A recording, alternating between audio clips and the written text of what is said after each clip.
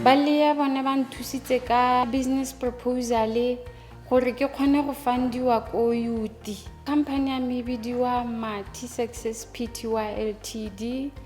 Re based mo Gantsi Bosele Industrial plot number 3081. Re dira ka di braids, manufacturing of hair braid. Company bitso ka 2017 mme ne ka etela ba le mo Gantsi ka ba bolella gore ke batla go ira project ya go manufacture di braids. Mme ba le ba nkamogela hela sente ba nthusa business proposal gore ke kgone go fundiwa ko youth.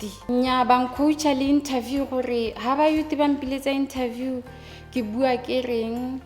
Nya ka lesego sengwe sa tsamaya sente ka pasa, ka go reka machine, ka go reka packaging boxes di plastic di insets. Product e be simolla go tsena mo marketeng ka 2019. Mentse re le ho re na le ba le bone ba nthusitse ka records bookkeeping gore madi a tsena jang a tswa jang. Ha gona le di workshop yana training tsa business ba re bitsa ra tender.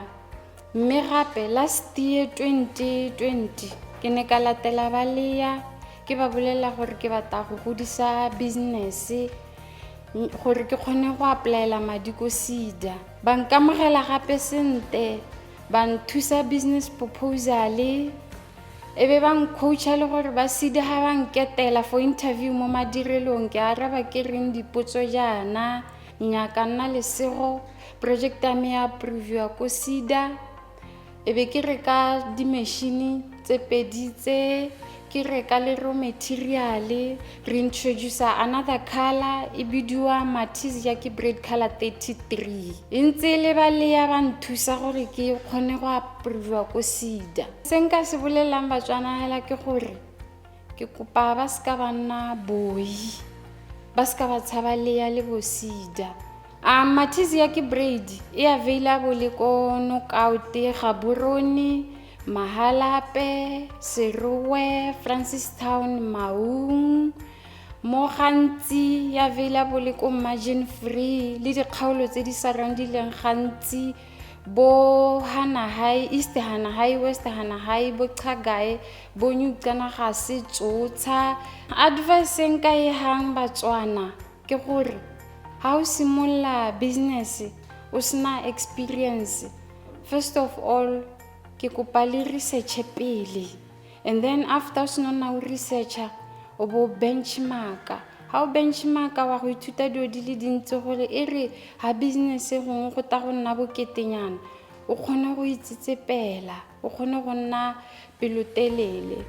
Nka ra Batswana hela ke re ba etele makalana a leya nationwide because ba ra amogela hela sente ba le thuse ka di business proposal ya ka gompieno ana youth buletse ke a le kopa yang ko le ba le thuse di business proposal le go fundiwa ko youth re bule di business tseo. Se sengwe gape se ke batlang go bua ka sone ka ke gore ke a leboga hela thata for the way ba nthusang ka teng. Gape ke letsa go gola le because ke batla go bona Mattie Braid a le international, a compete le di big brands ba ba irang ka di braids. Ya ka gompieno ana re le mo dipisanyong tsa go exporta yana ke tsa ke re mo bogautshwaneng le ta bona Mattie Braid le ko Namibia, Mozambique, South Africa, Zimbabwe. E le hela ka ke ile hela ko ba sampate madi ape ba nthusa business proposal. Mme on top of that nkare o nne pelotelele, o se wa bata di shortcut, o nne pelotelele gore sengwe se tsamae sente. The moment o nna pelotelele ke the moment o kgona go tlhaloganya dio tse dingwe.